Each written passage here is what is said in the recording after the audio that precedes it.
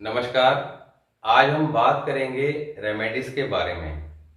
Remedies हमें कब करनी है, लगन चार्ट के अकॉर्डिंग करनी है या वर्षफल के अकॉर्डिंग करनी है या कंबाइन करनी है, तो उन सब बातों के बारे में, क्योंकि लास्ट वीडियो में हमने बात करी थी कि हमें अपनी हॉरोस्कोप को कब कंसिडर करना चाहिए, क्यों कंसिडर करना चाहिए। उसमें हमने बताया था कि हमारा लगन चार्ट जो है वो हमारी लाइफ के अंदर होने वाली सभी घटनाओं को इंडिकेट करता है और वर्षफल बताता है कि किस साल वो घटनाएं इंडिकेट होंगी। किस साल आपको जो लगन चार्ट के प्लैनेट हैं वो अशुभ प्रभाव देंगे या किस साल आपके जो शुभ प्लैनेट हैं वो आपको ज्यादा अच्छे असर देंगे। यहाँ पर लगन चार्ट के लिए जो रेमेडी है वो रेमेडी हमें समझनी है कि उनमें से कौन सी रेमेडी हमें लगन चार्ट को देखते साथ ही कर लेनी है और कौन सी रेमेडी जो लगन चार्ट कह रहा है वो किस समय करनी है।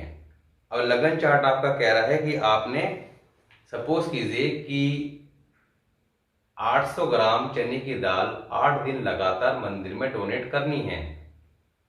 जुपिटर 8th हाउस में है तो जनरली लिखा रहता है कि 800 ग्राम चने की दाल 8 दिन लगातार मंदिर में दें।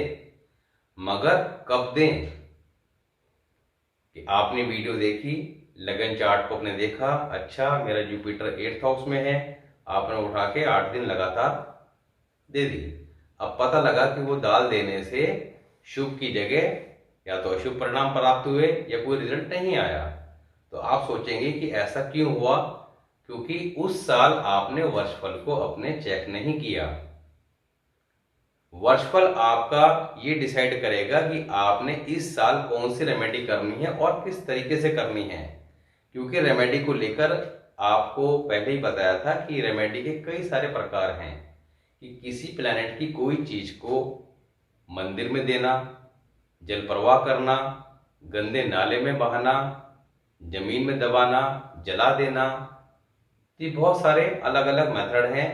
क्योंकि रेमेडी आपने एक बार कर दी, आप समझिएगा कि आपकी कुंडली में कोई अशुभ योग है अब या कोई अशुभ प्लैनेट है, सिंगल ही है, मगर क्या वो होल लाइफ उसके लिए एक बार आप रेमेडी कर देंगे, छोटी सी रेमेडी आपने कर दी और पूरे हमेशा के लिए छुटकारा मिल गया, तो ऐसा है नहीं।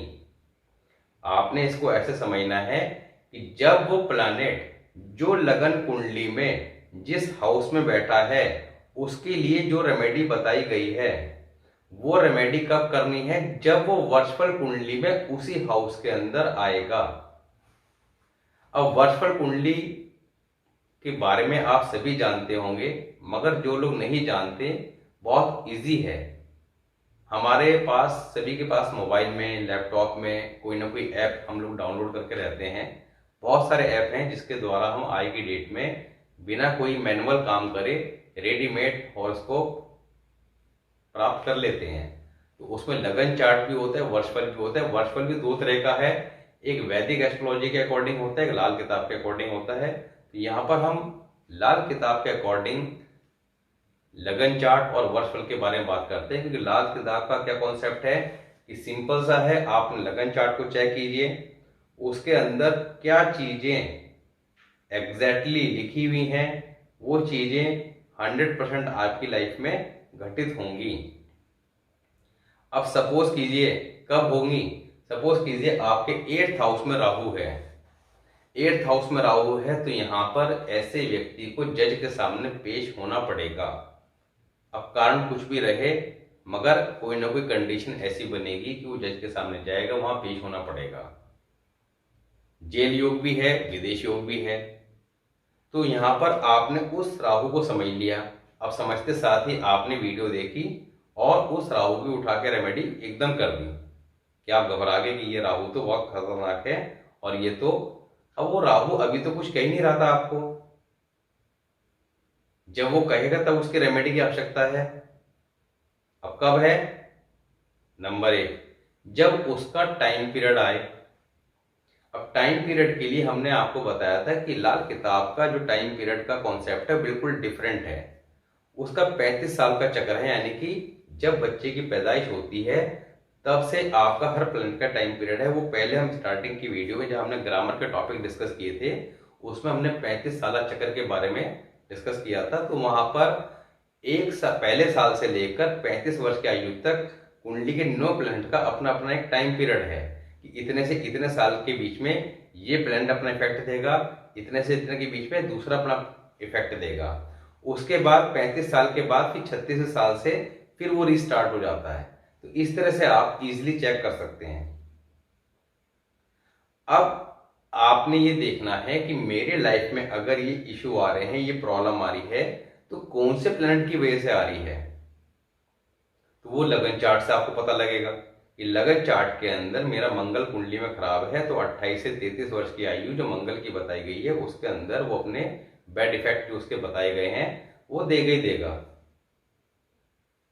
अगर अच्छी कंडीशन में है तो जो उसके अच्छे इफेक्ट हैं वो देगा।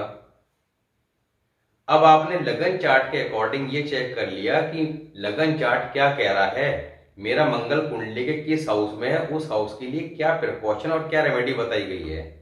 अब जो रेमेडी बताई गई है उस रेमेडी को तो हमने करना है कब, जब वर्षफल आएगा और वर्षफल के अंदर हमारा मंगल उस हाउस के अंदर मूव करेगा, क्योंकि आपको पता है कि वर्षफल के अंदर प्लैनेट मूव करते रहते हैं। तो जब वो वर्षफल में उस हाउस में आएगा तब आपने उस मंगल के लिए जो रेमेडी बताई गई, सपोज ये कहा गया है कि आपने 43 डेज ये चीज जल प्रवाह करनी है। अब रेमेडी के लिए ये भी देखना है कि रेमेडी जल प्रवाह बता तो दी है हमने, मगर जल प्रवाह करना ठीक भी रहेगा नहीं रहेगा। अगर आपका जो 4th हाउस है उसमें मंगल के एंटी प्लैनेट हैं तब आपने जल प्रवाह नहीं करनी, फिर आपने किसे चेक करना है, 2nd हाउस को। तो इस तरह आपने अलग अलग हाउसेस के अकॉर्डिंग, प्लैनेट के प्लेसमेंट के अकॉर्डिंग ये चेक करना है कि हमें रेमेडी करनी किस तरह से है। सपोज कीजिए जुपिटर 6th हाउस में है, तो जनरली लोगों के मैसेज आते हैं कि सर मेरे जुपिटर 6th हाउस में था, मैंने अभी ये रेमेडी कर दी है, अब आगे आप बताइए। तो उसमें वो लिख के देते हैं टेस्ट में कि मैंने 6 दिन लगातार 600 ग्राम चने की दाल मंदिर में दे दी। तो हमने चेक किया कि इसने कब दी है, तो पता लगा कि इसने अभी करंट ईयर के वर्षफल में जो इसका 3 महीने पहले स्टार्ट हुआ था तब दी है। अब वो 600 ग्राम चने की दाल 6 दिन लगातार देने से आपने जुपिटर के 6th हाउस के जुपिटर को आपने 2nd हाउस में प्लेस कर दिया। अब 2nd हाउस के अंदर प्लेस कौन था, पहले से ही राहु वर्षफल में। अब यहां पर आपने क्या करा कि उपाय तो करा बृहस्पति के को अच्छा करने के लिए, बृहस्पति को पहुंचा दिया राहु के साथ। अब राहु और जुपिटर मिलके बन गया क्या, चंडाल योग। अब जुपिटर पहले से ज्यादा खराब कंडीशन में आ गया, तो आपने रेमेडी करी मगर रेमेडी क्या हो गई, बैकफायर, यानी कि अपने अब नेगेटिव रिजल्ट दे रही है। तो वहां पे ये चेक करना था कि 2nd हाउस खाली भी है नहीं है, अगर खाली है तो देनी थी, नहीं है तो नहीं देनी थी। उसके बाद 4th हाउस को चेक करना था, 4th हाउस में कौन बैठा है, जल प्रवाह करनी है नहीं करनी है।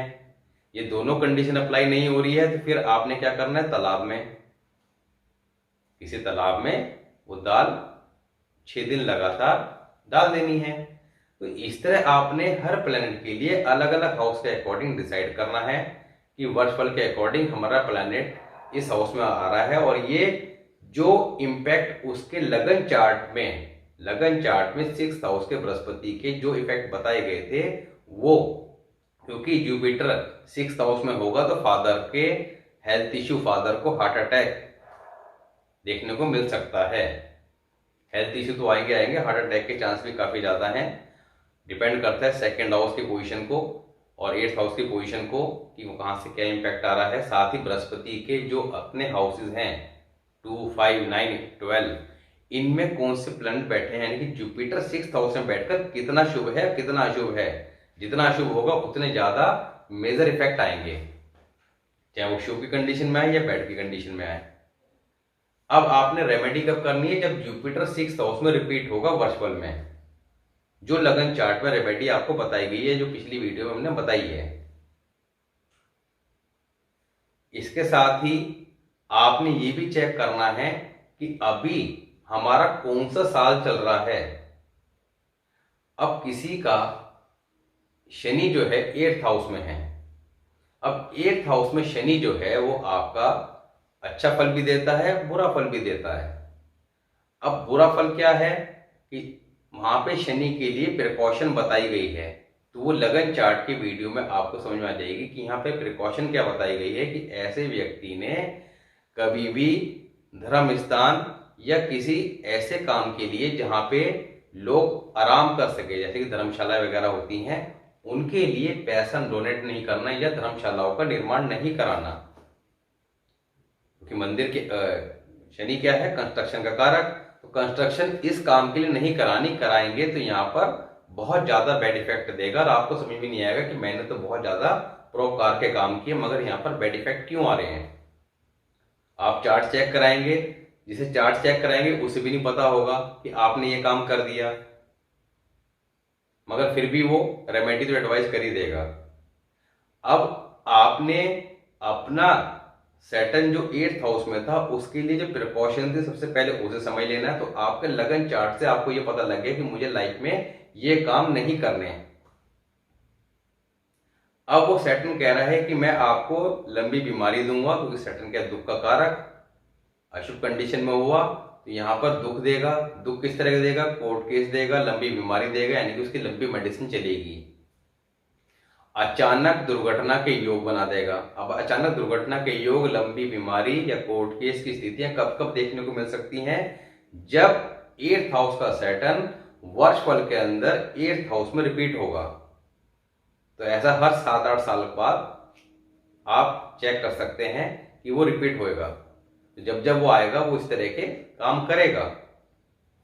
अब करेगा तो उस साल आपने 8th हाउस के सैटर्न के लिए रेमेडी परफॉर्म करनी है।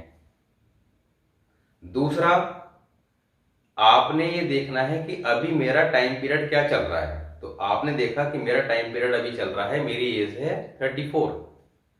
अब आफ्टर 2 ईयर यानी कि 36 जब आपको लग जाएगा, स्टार्ट होगा, तो 36 से 41 का जो टाइम पीरियड है वो किसका, सैटर्न का।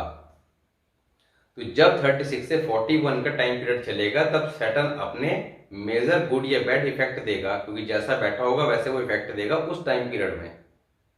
तो अब आपने ये समझना है कि मेरा लगन चार्ट के अकॉर्डिंग टाइम पीरियड किसका चल रहा है, साथ ही करंट ईयर का वर्षफल मेरा कैसा है, अच्छा है या बुरा है।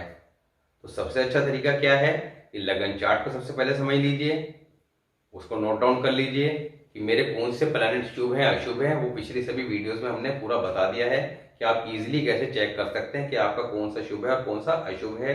दूसरा, फिर आपने अपने वर्षफल को चेक करना है। वर्षफल को चेक करने का बहुत ही सिंपल तरीका है कि आप मोबाइल में कोई भी ऐप डाउनलोड कर सकते हैं। यूजली जो मोस्ट पॉपुलर ऐप है वो एस्ट्रोसेज करके है। एस्ट्रोसेज ऐप को आप डाउनलोड कर सकते हैं प्ले स्टोर से जाकर। वहां पे आपने डिटेल फीड करके लाल किताब की जो डिटेल है उस पर क्लिक करेंगे तो वहां पे आपको लगन चार्ट भी आ जाएगा लाल किताब के अकॉर्डिंग, और आगे आपको वर्षफल भी आ जाएगा। तो आप अपने वर्षफल को आगे मूव करके चेक कर सकते हैं कि ये कब कब आएगा। हालांकि अभी आगे जब हम वर्षफल का टॉपिक लेंगे तो आपको बताएंगे कि वर्षफल में जब प्लैनेट आएंगे तो किस किस तरह के इफेक्ट आएंगे, और वो चीजें आपको 100% देखने को मिलेंगी। तो वो काफी डिटेल टॉपिक है, तो उस पर बात करेंगे और आप इजिली एट ए ग्लांस समझ जाएंगे कि मेरे इस हाउस का प्लैनेट इन हाउसेज में इस साल में मूव करेगा। तो ये साल मेरे जो है बैड रहने वाले हैं और ये साल मेरे गुड रहने वाले हैं। तो वो टाइम पीरियड आपको पता लग जाएगा, वर्षफल का आपको आइडिया लग जाएगा। तो सबसे अच्छा क्या है कि लगन चार्ट की प्रिकॉशन जो लाइफ टाइम फॉलो करनी है, ये काम जिंदगी में करने ही नहीं है। कि जैसे बताया कि चंद्रमा अगर 12th हाउस में है तो किसी की शिक्षा के लिए पैसा नहीं देना, यानी किसी को मुफ्त शिक्षा यानी कि कॉपी किताबें डोनेट नहीं करनी। कई बार हम कर देते हैं किसी गरीब बच्चे के लिए, तो हर काम हर किसी को सूट नहीं करता। किसी को कहा है कि धर्म स्थान का प्रसाद निभाना, किसी को कहा है कि धर्म स्थान की सेवा करना, किसी को कहा है कि मंदिर में जाके आप पूजा पाठ कीजिए। कई लोगों के लिए कहा है कि घर में हमने मंदिर ही नहीं रखना। और जो चीजें बताई गई हैं वो 100% वर्क करती हैं। इसको आपने अगर प्रैक्टिकली अपनी अपनी हॉरोस्कोप में, अपनी फैमिली के हॉरोस्कोप में चेक करेंगे तो 100% देखने को मिलेगी।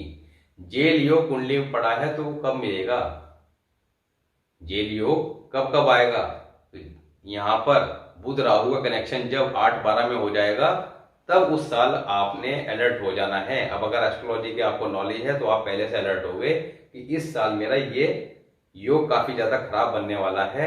उस साल के लिए आपने पहले समझ लेना है कि मुझे कौन सी रेमेडी करनी है ताकि मैं इन चीजों से बच जाऊं, और 100% बचाव हो जाएगा।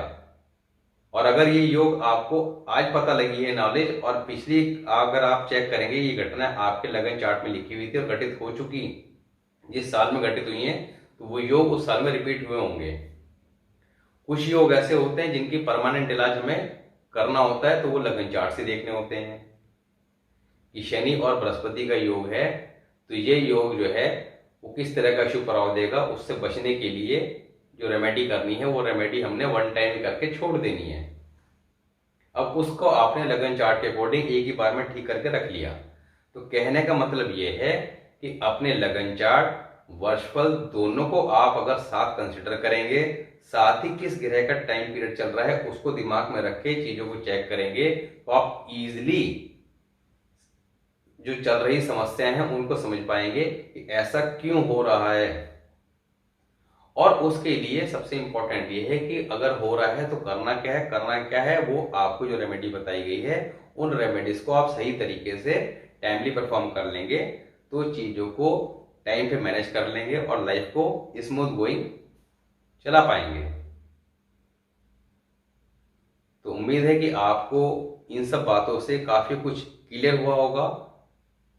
यहाँ पर सभी चीजों को ध्यान से समझिए, नोट डाउन कीजिए, क्योंकि काफी डीप कॉन्सेप्ट है मगर बहुत परफेक्टली हर चीजों को एक्सप्लेन करते हैं। मैं पिछली काफी वीडियो से आपको इस तरह की इंफॉर्मेशन देने की कोशिश कर रहा हूं और आगे आने वाली वीडियो में दूंगा, जिससे आप 100% कुछ चीजों को तो आंख बंद करके, चाहे आपको एस्ट्रोलॉजी की पूरी नॉलेज है या नहीं है, मगर प्रेडिक्ट कर पाएंगे। ये प्रेडिक्शन किसी को ना भी दें मगर अपने लिए तो समझ ही पाएंगे। ये आप इजीली समझ पाएंगे कि आपके कुंडली में या आपके परिवार की कुंडली में अगर ये अशुभ स्थिति दिखाई दे रही है तो उसकी वजह से ही ये सब घटनाएं घट रही हैं। तो बात यह है कि आप चीजों को समझ पाएंगे तो आपको विश्वास होगा तो आप आगे किसी से कंसल्टेशन लें या कुछ चीजों को समझ लें, मगर जो भी उपाय करेंगे तरीके से करेंगे तो 1001% आप चीजों को ठीक रख सकते हैं। तो आज हमने बात करी रेमेडीज किस चार्ट के अकॉर्डिंग करनी है, रिजल्ट क्या आया, दोनों के अकॉर्डिंग करनी है, यानी कि दाल चावल की खिचड़ी पका के चलनी है तभी जाके ठीक चलेगा काम। और नेक्स्ट वीडियो में बात करेंगे 3 प्लैनेट के कुछ कॉम्बिनेशन के और के बारे में, क्योंकि कुछ कॉम्बिनेशन हमने 3 प्लैनेट को लेके डिस्कस कर लिए थे, कुछ कॉम्बिनेशन रह गए थे, उनकी बात करेंगे। तो मिलते हैं नेक्स्ट वीडियो में, तब तक के लिए नमस्कार।